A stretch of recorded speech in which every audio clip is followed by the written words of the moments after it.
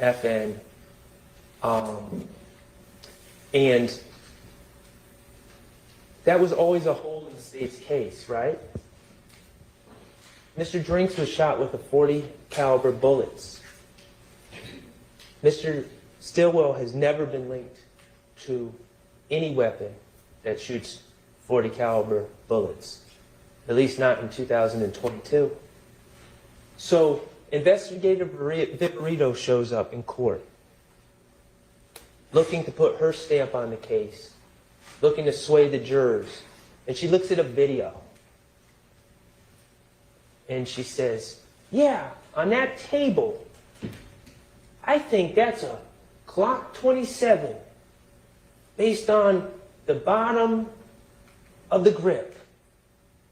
I'm not an expert. I'm not saying it is, but I'm just going to kind of hypothesize in front of the jury that it's a Glock 27, and they shoot .40 caliber bullets.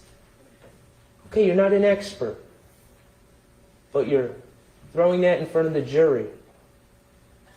Never said it before until you're on the stand.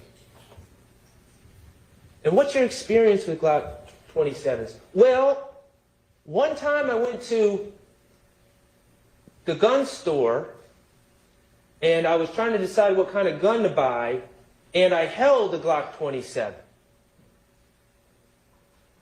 That's it.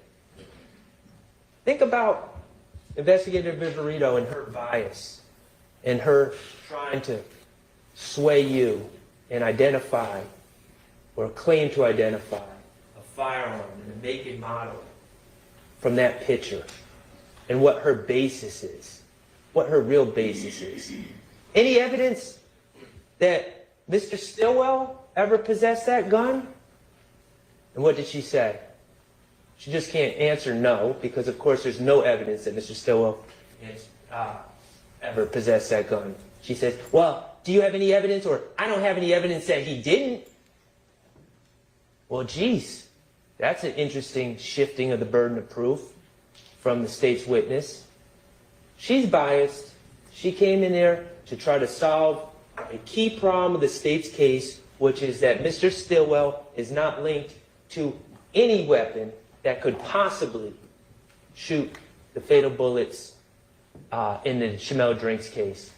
And she tried to solve that problem for the state with her little trick and her little identification based on one-time handling a gun in some pawn shop or some gun store somewhere.